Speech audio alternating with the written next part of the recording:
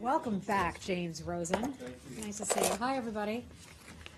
Hope you're all doing well today.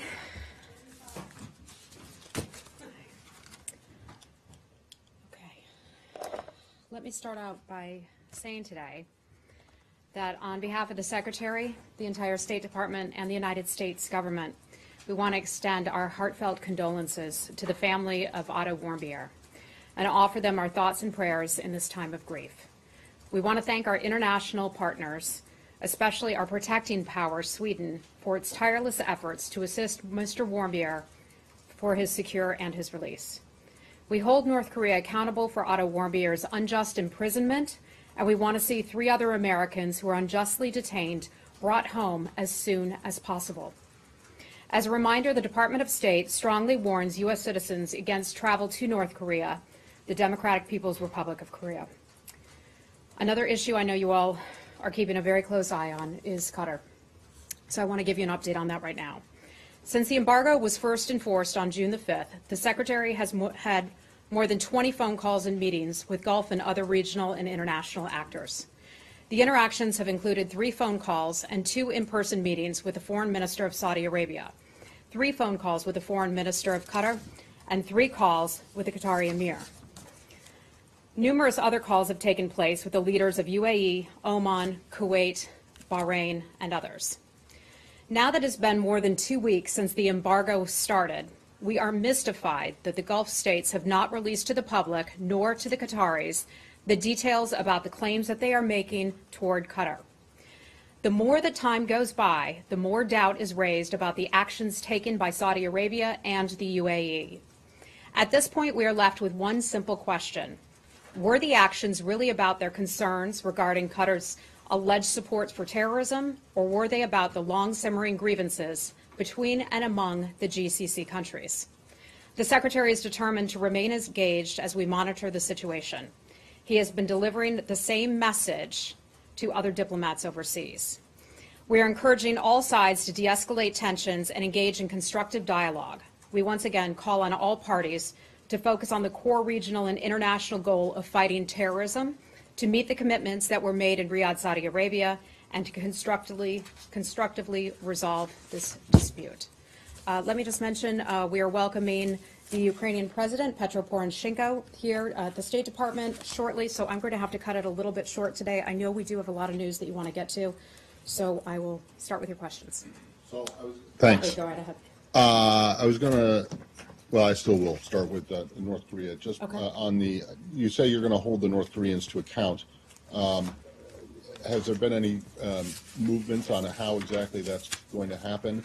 And what is the status? As I understand it, you have the authority already to make it illegal for U.S. passport, or to invalidate U.S. passports for travel to North Korea. Are you looking for additional authority, and where is the Secretary and his decision making on whether to use the existing authority? Okay, so let's start with the travel restrictions, and that is we're contemplating that right now. We've not come to any kind of decision on that matter just yet, but we're continuing to look at it. We have a great deal of resolve to try to handle this situation and try to hold North Korea responsible for the death of Mr. Warmbier and bring back those 3 Americans who do remain there.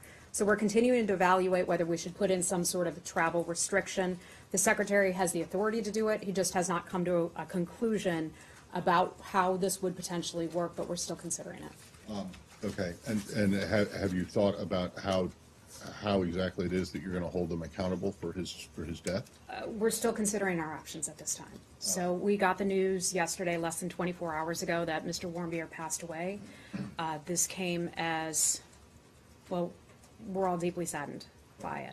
So this, the idea of travel restrictions has been around for some time. It goes Correct. back to the previous administration. Do you know, in your research of this, what has been the reason, since there have been so many Americans detained there, what is the argument against, what has been the argument against doing it, and why hasn't it been put in place prior? I think we think that our travel warning that we have had in place for quite some time has been very strong.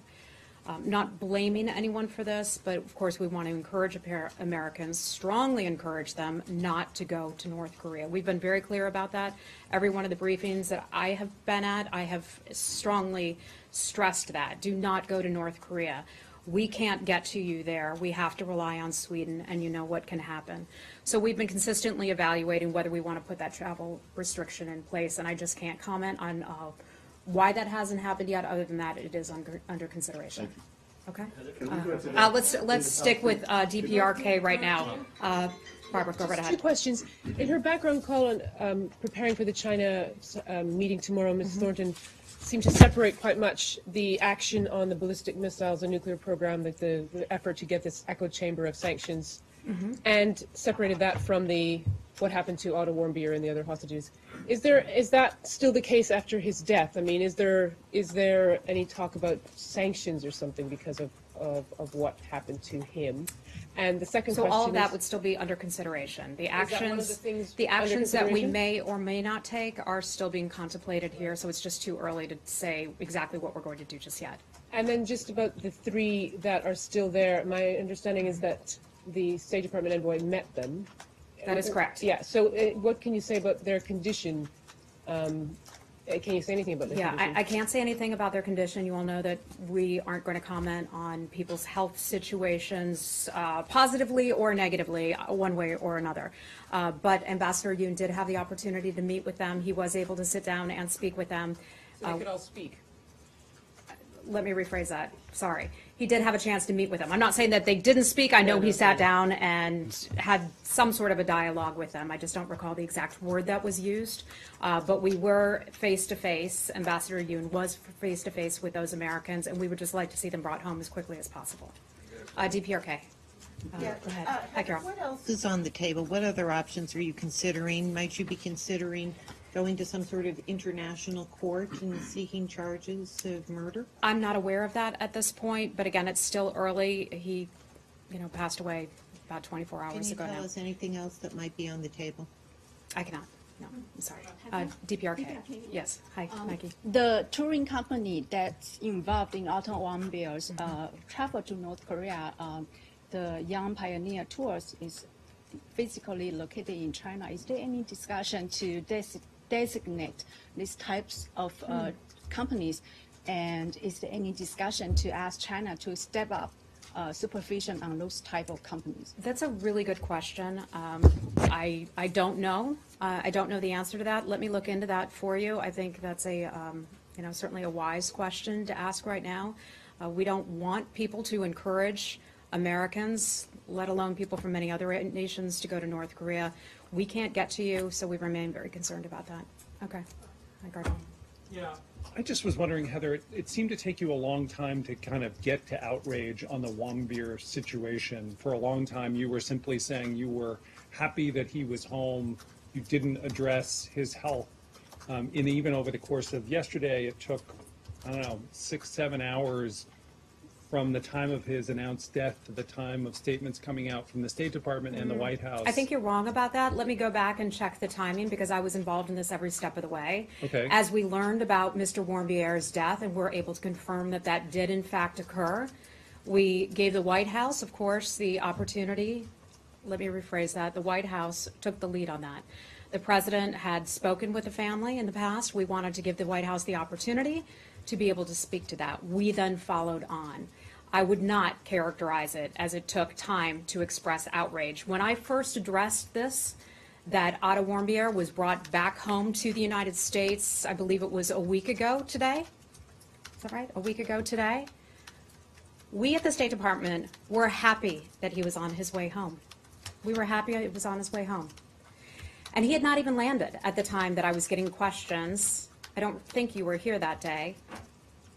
Correct? You were not here that day. I read the transcript, though. I And each understand. time you didn't, all you said was that you were happy he was home. You didn't obviously address his health condition, despite the fact that the family itself I'm sure had you made that know clear. very well that we don't comment on people's health status. We don't comment on the health status of American citizens. We will never do that. We don't do that. His parents chose to speak about that. They're able to speak about that. Okay? So I will never characterize someone's health whether they're in great health or they're not in great health, from this podium. It is not my place to do so, and it is not the place of the State Department to do so. I'm sure you know that.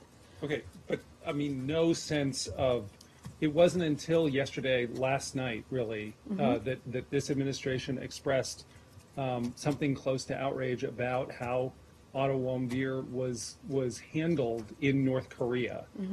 Was that simply because you could not talk about his health, or why was that? In just one more add on this, the president also said today that if he'd been taken out within days, things would have been different. And he talked about how essential it was to have gotten Otto Warmbier out immediately and quickly.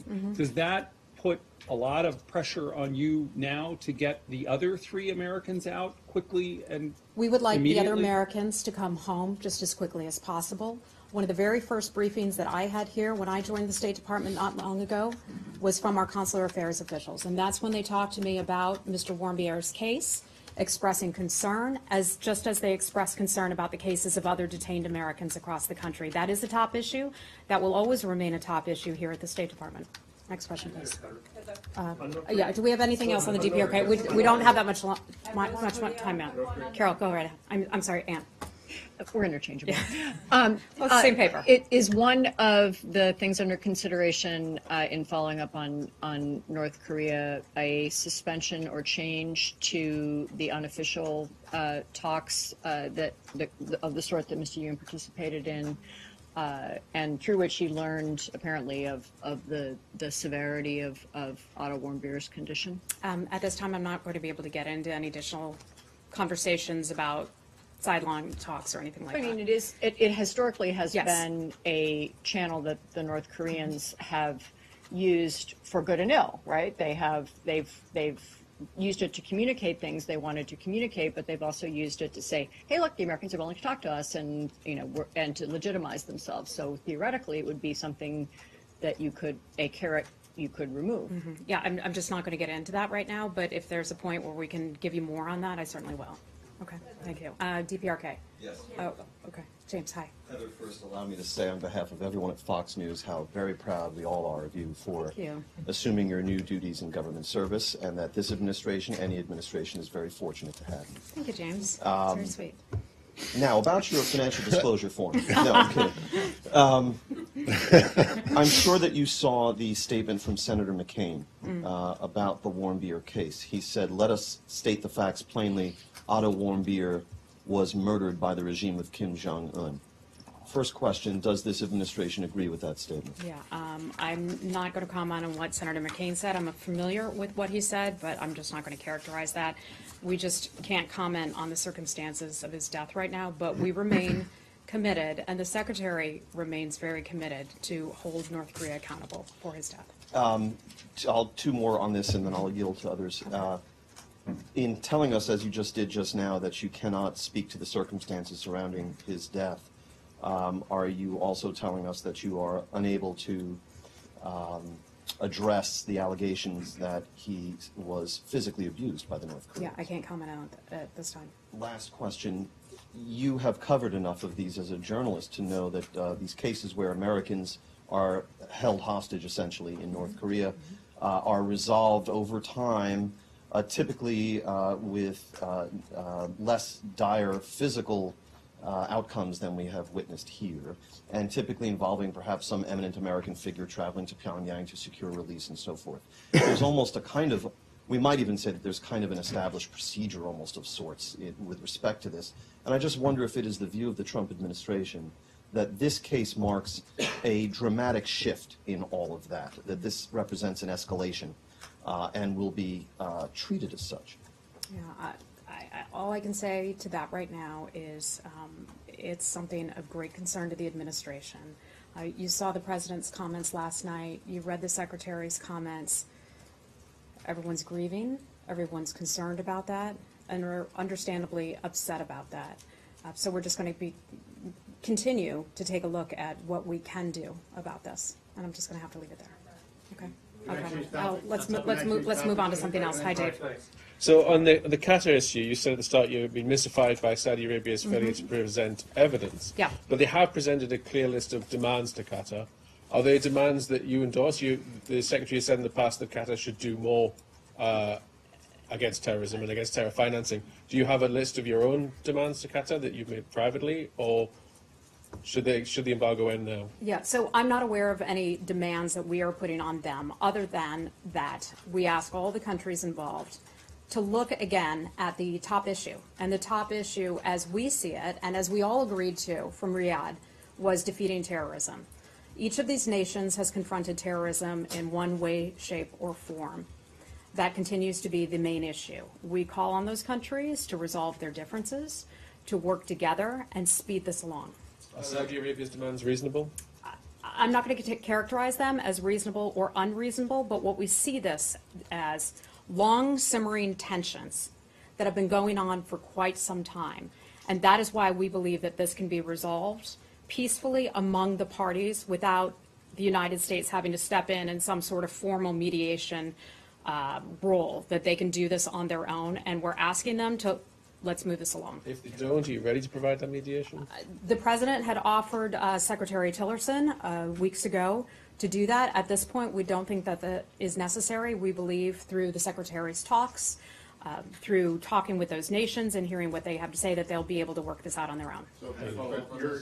Your statement, though, was very harsh on the Saudis, which is somewhat surprising considering the President basically said that you shared the Saudis' opinion of what's going on, and you also referred to the alleged Qatari support for extremism.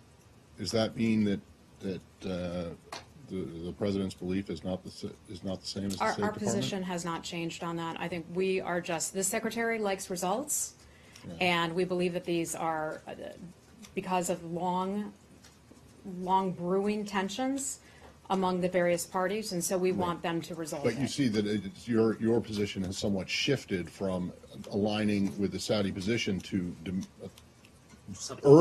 calling on the Saudis, demanding, in fact, if you say you're mystified that the Saudis and their allies have not presented their list. What is it? Is it just that have you lost patience with the Saudis? I wouldn't put it that way. I think we've just said to the parties involved, let's finish this. Let's get this going. Okay. Do you still Yeah. consider Qatar, Yeah. or Hi. do you blame Qatar that it's still supporting terrorist groups? We Because have- the Secretary has said that. We've and the continued to President say that all countries have more that they can do. All of the countries involved have more that they can do to try to defeat terrorism, whether it's through terror financing or other means. So we continue to call on Qatar to do that, as well as the other nations. And do you Yes, think sir. your statement doesn't contradict what the President has said 2 weeks ago about Qatar? I don't think so at all. I think the President and the Secretary both want to see this resolved. They want results, and let's see this resolved quickly. Nick, right now. So the Secretary canceled his trip to Cancun to focus on Qatar, and then you say they've been doing all these phone calls. So Yeah. do you believe that the situation has now arrived where there's nothing else he can do until the sides sort of meet the demands that you've laid out today? I mean, the impression we got on Friday was that he was canceling that trip to mediate, but now you seem to be saying that there's no role for him right Well, now. I know he had a meeting just last evening on this very subject here in Washington. And so I would anticipate that those conversations would continue. But there comes a certain point where you say, folks, let's get this done. Let's get moving along. The Secretary likes results. So who was that meeting with last night? He met, I believe it was with the, let me get back with you on that, okay? Everybody, I'll get back. Yes. Yeah. Very quickly, I want to go to the peace process, Palestinian-Israeli peace process. At a time when there's a movement, and Mr. Greenblatt is over there. I'm sorry? Mr. Kushner is on his way Yes. to mediate and so on. The Israelis seem to be accelerating the settlement building and so on. And I wonder if you have a position on this. I wonder if you would urge them, at least while this is ongoing, to slow down, as the president suggested at one time, this settlement building acceleration. A couple things on that matter. First, since we didn't have the opportunity to brief you all on Friday, Right.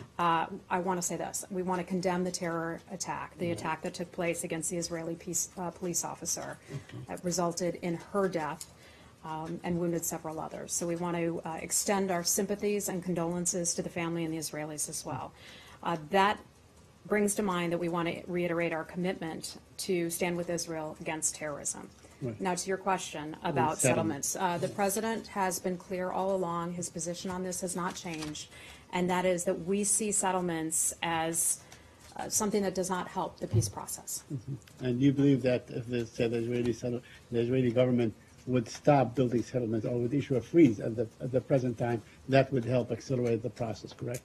The president, again, I'm just going to reiterate what I just said. The president has said that unrestrained settlement activity is not helpful to the peace process. Okay, and one last question. Is the State Department involved in the ongoing efforts by Mr. Greenblatt and Mr. Kushner? Yes. So, as you all know, Mr. Greenblatt and Mr. Kushner are heading over to the Middle East. Right. That trip is closely being coordinated with the State Department. Our embassy is involved in helping to facilitate that trip, and we're all supporting that trip in every way we can. We would like to see Middle East peace just as much as the president and his representatives would. Time for one more question. Yeah. Does that mean that that no one from the building is going with them from here? You know, Mr. Ratney, who is the has that portfolio. I will look into that for you. Let me take a look at that. Iran? Okay, hold on. Just jotting that down from Mr. Lee. Let's go to Ukraine real quick, and then James, I'll take you. Okay. Thank you. Who had Ukraine? Ukraine. Sorry, Hi. Michelle. Michelle, hi, how are you? Last week, Secretary Tillerson said the U.S. Doesn't want to be handcuffed to the Minsk process on Ukraine, but in the Treasury Department announcement today about new sanctions, it says sanctions won't be eased until Minsk is implemented. So I'm just curious, I mean, is there something else other than Minsk being discussed? Is there another peace plan in the works? Yeah, so let me start out by addressing the sanctions issue, and that was the Treasury Department, and they're just updating sanctions that have already been implemented. Right. So it's not a new stream of sanctions. It just if you says will. in the language that these won't be lifted. It's maintaining the sanctions. In terms of the Secretary's testimony last week and talking about Minsk, I think that's what you're referring to. We remain committed, even though the United States is not a party to it, we remain committed to the Minsk agreements. We continue to call on Russia to adhere to the Minsk agreements. That hasn't changed. The only thing that's new about this is the Secretary, and I mentioned a minute ago, likes results. So we, the United States, has stood by and we have watched very little happen with regard to the Minsk agreements. It's been about 2.5 years, 3 years or so. We would like to see something happen. If Russia and Ukraine would like to come together and work out through some separate channel of sorts their own agreement, we could be okay with that. But we'd like to see Minsk, we would like to see them go forward with Minsk. We're concerned about that, but we're also open to other channels as well. But you mean that another channel that would get the results that Minsk seeks? Yeah, the results wouldn't would be the change. same. The results wouldn't change. Right. But if there's a different mechanism by which they can work out those results, then that would be okay. If either party doesn't like Minsk, they could just wait and you'll get bored of it and look for something else. I'm sorry? Well, if either party doesn't like Minsk, they should just wait it out, since you want results. I think the answer to that would be, what we want from that, what we would like to see from that, hasn't changed. It hasn't changed one bit. James? There was a news conference held this morning in Washington by the Iranian dissident group that has periodically sought to disclose what it claims to be illicit nuclear activities of one kind or another. And this group, of course, has had some success in this area, having exposed Natanz. Today, their subject was the Iranian ballistic missile program. I wonder if anyone here in the building watched the news conference and has any comment on the purported revelations. So I'm aware that news conference took place. I know some folks in the building were certainly monitoring that. So we're continuing to monitor the ballistic missile program. We are monitoring that program closely and very carefully in terms of intelligence matters or details of our efforts to try to monitor the ballistic missile program. I'm not going to be able to get into that today. Okay. Guys, on Iran. I'm going to have to leave right now. I'm really sorry today. Petro Poroshenko is upstairs, and I have to join in that bilateral meeting. Come down here just twice a week, and then Matt, we can talk about this later. Okay. I would love to spend more time with you.